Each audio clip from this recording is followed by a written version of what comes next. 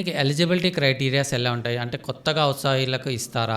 లేకపోతే already experience ఉన్న వాళ్ళకు? అంటే మీరన్నట్టు ఇండస్ట్రియల్ పొల్యూషన్ అలాంటివన్నీ కంపల్సరీగా ఇండస్ట్రియల్ వాళ్ళకిస్తారు. ఏదైతే మీరు సోలార్ అన్నారు, ఎలక్ట్రిక్ వెహికల్స్ అన్నారు, ఓకే, వేస్ట్ మేనేజ్మెంట్ ఇలాంటివి కొత్త వాళ్ళకు కూడా ఔత్సాహికులకు ఇంట్రెస్ట్ ఉన్న వాళ్ళకు మంచి బెటర్ డిపిఆర్ రిపోర్ట్స్ పెట్టుకొని వాళ్ళు ఇంట్రెస్ట్ ఉంది అన్న వాళ్ళకు కూడా బ్యాంక్స్ ప్రొవైడ్ చేస్తారు. బ్యాంక్స్లో ఆ ప్రొవిజన్ ఉంది. ఎందుకంటే ఆల్రెడీ ఎగ్జిస్టింగ్ తర్వాత ఎక్స్పీరియన్స్ కానీ చూసినట్టయితే ఎవరు పెట్టలేరు. కొత్త వాళ్ళు కూడా ఇది ట్రై చేయొచ్చు, అంతే కదా. ఇప్పుడు మనం మామూలు పెట్రోల్ వెహికల్స్, డీజిల్ వెహికల్స్ వాడాం. ఇప్పుడు మన పిల్లలు దేనికి వెళ్తున్నారు? They are purchasing eco friendly electric vehicles కదా, బ్యాటరీ రన్ వెహికల్స్ ఇప్పుడు వాడుతున్నారు అందరూ. ఎందుకంటే ఆ చేంజ్ సిస్టమ్ మన సొసైటీలో చేంజ్ వస్తుంది. అలాగే ఇప్పుడు ఇండస్ట్రీస్ పెడదామన్న వాళ్ళకి కూడా, ఎంటర్ప్రీనర్స్ కూడా ఇప్పుడు anybody who is coming forward to set up a industry అంటే ఈకో ఫ్రెండ్లీ సిస్టమ్ పెడదామని అంటే వాళ్ళకి ఇస్తారు. They may be new or old also. వీళ్ళకి ఇస్తాము, వీళ్ళకి ఇవ్వనని ఏం లేదు. Project is important, whether it is purpose is important. Purpose, what is the purpose?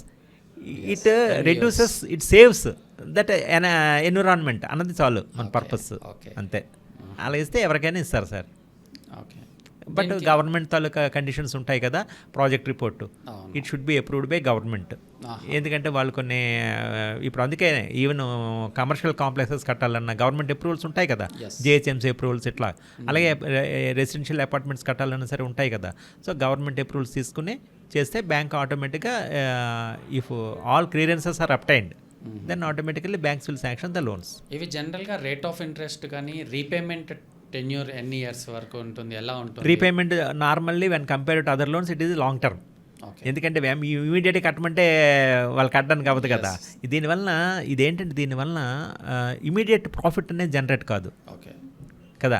Suppose మీరు ఒక ప్రోడక్ట్ ప్రాసెస్ చేస్తున్నారు, మ్యానుఫ్యాక్చర్ చేస్తున్నారు, దానివల్ల ఇమీడియట్గా ప్రాఫిట్ వస్తుంది మార్కెట్లో అమ్మితే. ఇప్పుడు ఇది చేయడం వల్ల ఏమవుతుంది?